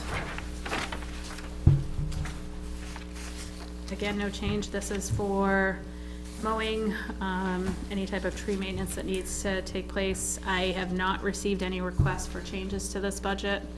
I think as part of, Courtney, is the cemetery mowing part of the? It is included in the contract? Okay, so the mowing contract is going to be going out this winter, so it might be subject to change, we just don't know what that would be right now. I do know that there were several trees that had to be removed in 2020, like the winter of 23 into 24, that might be reflective in this overage. I mean, well, 23 was 10,000 over, 24 was 2,000 over. 23, we had to I know replace the fence, 23, though, right? oh, there was something else, Because because I I'm replace the fence and do some paving. pretty sure everybody had to mow every other day in 23, too, because we got crazy rain, so I'm sure that didn't help, but I'm just wondering if that 6,500 maybe should get bumped up. Definitely for consideration, so that we're not No, it trying to seemed to find be- it in other budgets that are already in Yeah, there. reflective of at least the last couple of years. Oh, man, that was page 2. We got to page 2, and that's it. And that is it. So the only other thing that I would like to share with you, just kind of going back to the government buildings, we have a facilities manager that was funded through a 2023 warrant article after the Facilities Advisory Committee put forward their report. So, somebody to kind of take a look at the building and what the needs are, and rather than the town staff trying to figure out exactly what we're doing. He presented to the Board of Selectmen at the last meeting this little report, which I apologize, I forgot to staple until I got in there, was when I realized it. But this report pretty much goes over the current status of all of our town buildings and what he would like to see done in the short term and very near term of 1 to 3 and 3 to 7 years. He's estimated a cost analysis on what would need to be done. Figures about 200, I think it was 260,000 was the tally. But I just wanted to share this with you because this will be probably coming up at both the CIP committee level. These would be projects that would be hopefully supported through additional funding to that building maintenance expendable trust fund to kind of give him some lateral movement to catch up with the deferred maintenance, dealing with the interior of the buildings into the exterior of the buildings, or the exterior into the interior of the buildings, and just helping them along so that we can preserve them for several more years and not have to get into a situation where we're replacing major infrastructure. So I just wanted to share this with you because I think that there will be a lot of discussion coming forward, especially when we get into the warrant articles as to how we're gonna continue to make some of this work and justify not only the position, but the support of the buildings and the growth. One of the things we asked him to clarify at the last POS meeting was some of these items, the costs are in there, but is that cost, if he's working for us, getting paid $40,000 a year, is it just part of his role? So he would do it, but it's kind of rolled up into that $40,000, versus is it something we have to hire? He's going out to from the bid, outside, right? yeah. Ellen, can you remind me how that position's funded? Is it this year it's from the warrant article? So in 23? 2023, we were late advertising for the position. We advertised for both an employee or a subcontractor, and then we're trying to balance which way would be the most effective. We decided to go with a contracted position, somebody that was already, kind of like a jack of all trades that could handle this and was familiar with the bidding requirements, et cetera, which is how Alan got in here. So based on the contract that was awarded to him for 2023, we encumbered that warrant article appropriation for $40,000 for the position to use in the year 2024. So that's what we're essentially working off of right now. The future, of course, is going to be based on what we can recommend for a budget for 2025 and hopefully carry that forward. The contract that we signed with him is a 1 year with the eligibility to renew annually for a period up to 5 years. But obviously, if we don't have the funding to continue it forward, then it's one of those situations where it wasn't fully established before we ended up in a default budget, so it's not, Yeah, I think I remember a conversation, did it actually become a position? right. And so it did not become a, I tried to envelope it into a position when we were calculating the default budget, and I met challenge, so it didn't end up getting Okay. put into the default budget. I think we might have been able to challenge it and said, you know, we had the will of the voters to create this position, but because we were working off the encumbered funds, that's where it kind of got muddy. If we had an appropriation that was approved for, The warrant article, the reading of the warrant article wasn't as clear as Right. hiring an employee. yeah, so. it was like a 1 year position. Yeah, that- Was changed, yeah. So then what's the The strategy intent to, was there. the for intent, a right. position, but Right. the way it was. the wording wasn't? yeah. So what would be the possibilities to keep this position for I would like to. 5 then? I would like to see it. I mean, there's been some good forward progress with, you know, getting stuff done. I mean, we've done something with the back of the building that's been deferred for decades. Yeah. We've mitigated a huge problem, and I'd like to keep that forward momentum going so that we're not in a situation where we have a dilapidated structure that is not a resource to anybody. I mean, we're falling that way towards the old fire station. We're netting a profit out of it because it really doesn't have any overhead, but it's also not doing the town any favors being in its existing condition, so. I would like to see there be a future for somebody to do that. I don't think that it's fair to the rec staff to be plunging toilets or changing guts because, you know, they're trying to run the summer program and we don't have a working toilet. I don't think that's fair to anybody, so I think it's a crucial position to have with the town. It's just a matter of how do we make it work? And I feel like Alan feels a little in limbo right now, isn't quite sure, but I'd be very disappointed to see that position go away because we're finally being proactive instead of spending so much more money to correct everything. And I thought his report was a great basic structure. I think one of the things really he pointed helpful. out, you were at that meeting, Yeah. is the fact that these things need to be moved into the budget. Yeah. Like, as far as maintenance and, Yes. you know, upkeep, like you Yeah. do at your house, and that's gonna be the challenge, of course, next few Right. years, but. So what's the connection, Ellen, between this and the work that the facilities committee did? He's actually using that as his template. Okay, good.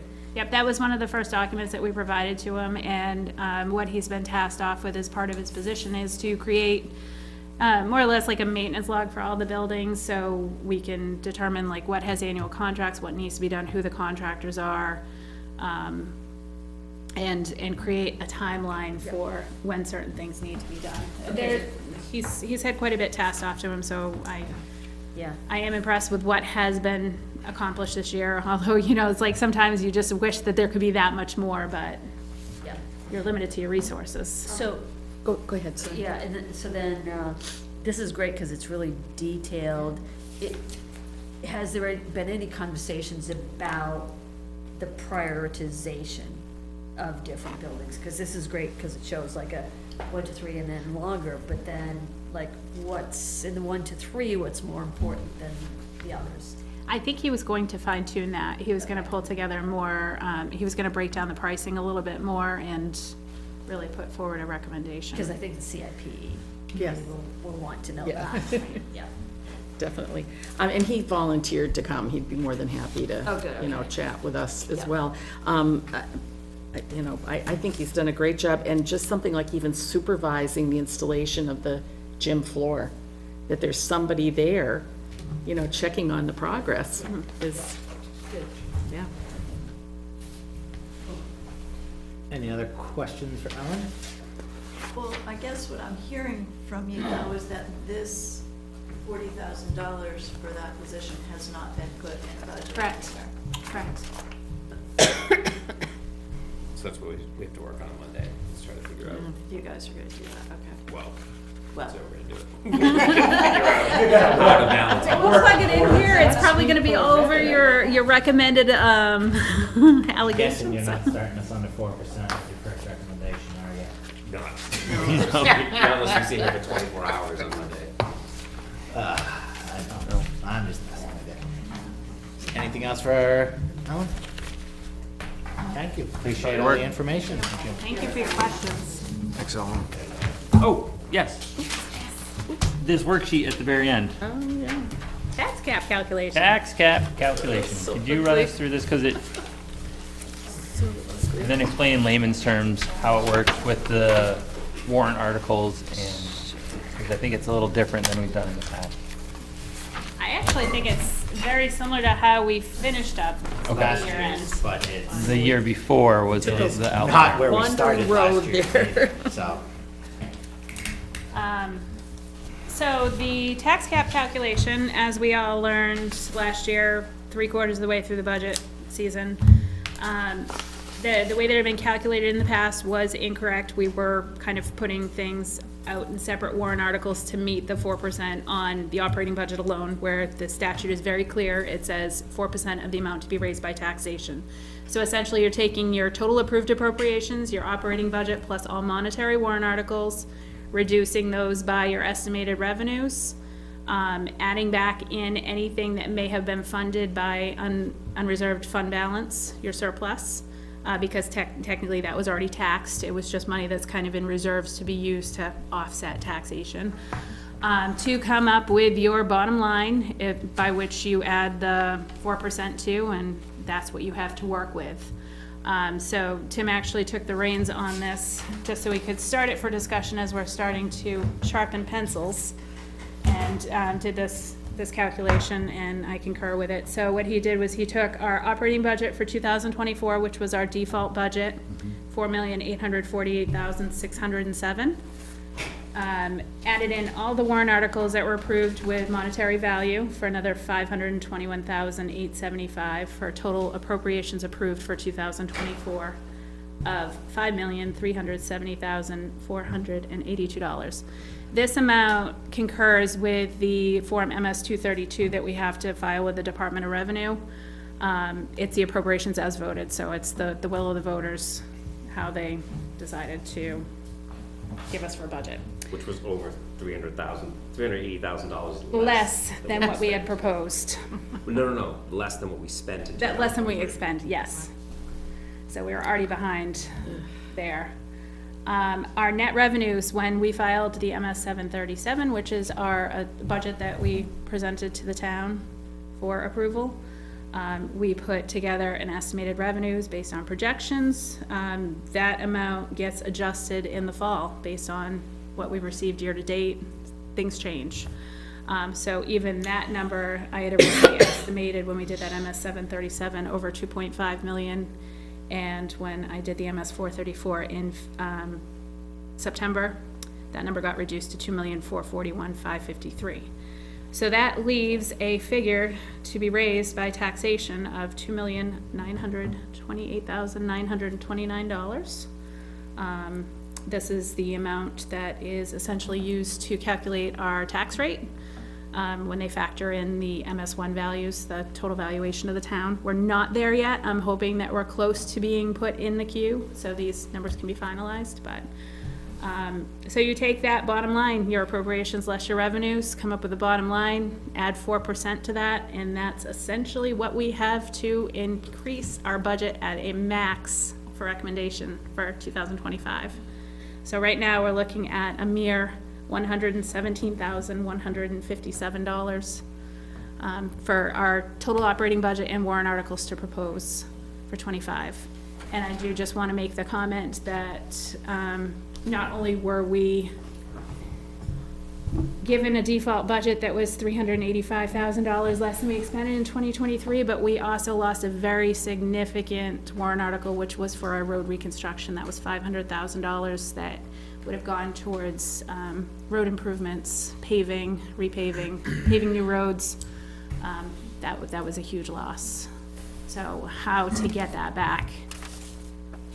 is the question for 2025. I have heard that there is potential for, maybe some petition warrant articles out there that may change the future of the voting, but at the present time, you're stuck with It's also out of our 4% control. and recommendation. Out of what we can recommend, so. correct.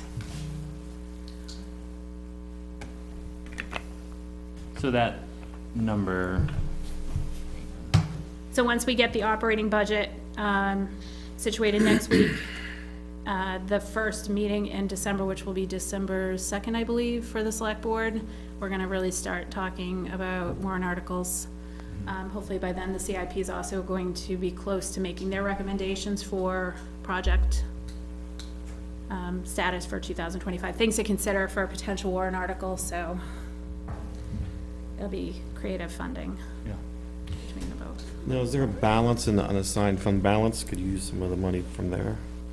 So you can use surplus to offset, but we have a fund balance policy that was adopted by the Board of Selectmen that we like to stay within a range. Right now, we're just below the 12%. I think we're at like 11.5%. Our recommended range is to be about 12% of, Well, it's not a policy. it's a Yeah. policy. So the Department of Revenue recommends a range between 5 and 17%. 12 I was is gonna top. say it was 5 to 17, I remembered. Was it? I had And 8 to then we were like 17. around 12-ish. It depends on whether you're calculating it on the operating budget or the revenues, where that percentage falls for recommendation. Either So- way, 12 was kind of in the middle. Yeah, It was in the middle, it was Yeah. considered a comfortable Yeah. figure, so, I mean, we are close.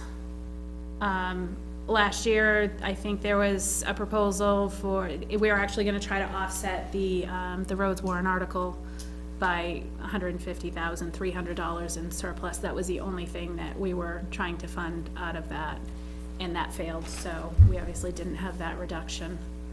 But, having a default budget, we didn't have anything that was, we don't have much that's going to be returned. There were a couple of warrant articles. One of the things that was discussed at Tuesday's meeting was the engineering for the library. That was a $20,000 warrant article. They expended about $10,000 between the surveying and what little they started on the design. Obviously, they're not moving forward with the design to do that horseshoe parking lot. So technically, those monies that were raised in 2023 will go back to the general fund or into the unreserved fund balance, but $10,000 in the grand scheme of things, it's not much. So, No, Any you other can get the questions? vest with that, right? what's that? Oh, well, you could put That's- together a warrant article and fund it out of the unreserved fund balance. But again, That's ultimately policy up to for the selectmen as to how they want to fund it. That's, and our policy that's signed is to keep that at 12%. Like, the state is the guide, gives the guideline, and then our investment policy is to keep it at 12. Right, I'm just saying that the 10,000 coming back from the library, that's all. But that's from us, but again, if your unassigned fund balance is below that 12%, you technically shouldn't be spending it. Right. Because now you're bringing, does that make sense? Yeah. They want to get back to the 12%. How did we get below it? What's that? How did we get below it? Below the 12%? Yeah.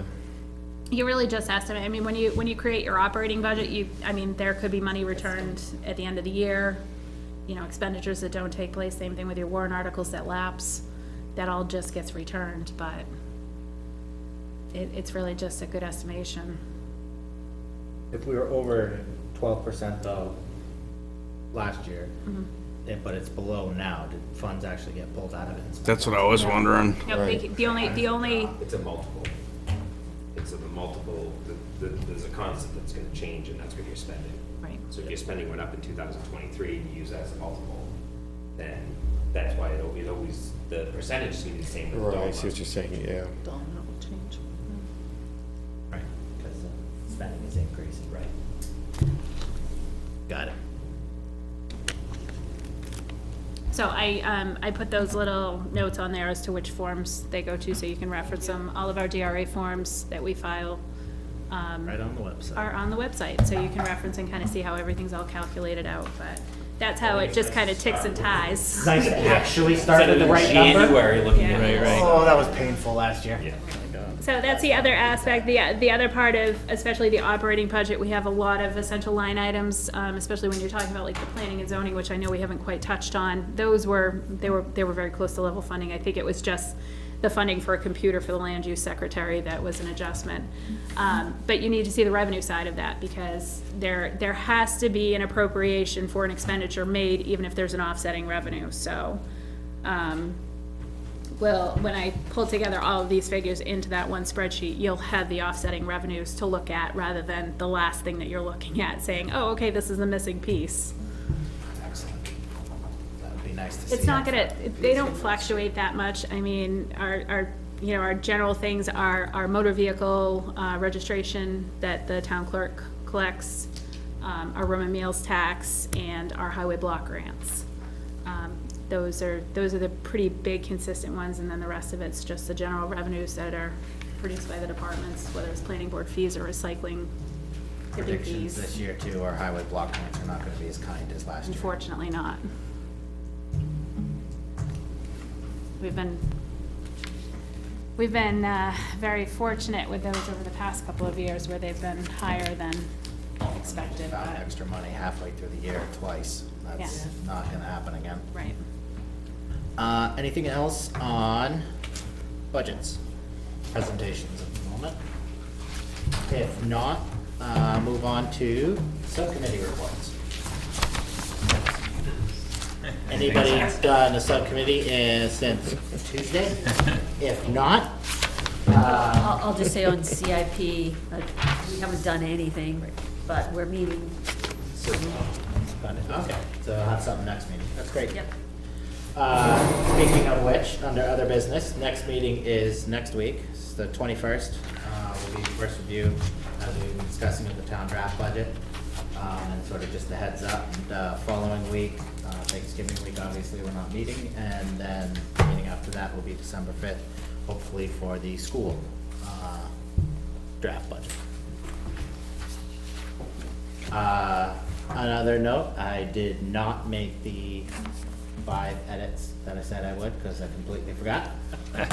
So, I will hopefully make those, get them to Ellen, distribute them to the group, and then we can vote on and sign our operating procedures next meeting, so next Thursday. 48 hours. is a good turnaround. Yeah, I really thought I'd do it, because it was like 5 little things, and then. They were little. Sorry. Yep, it did.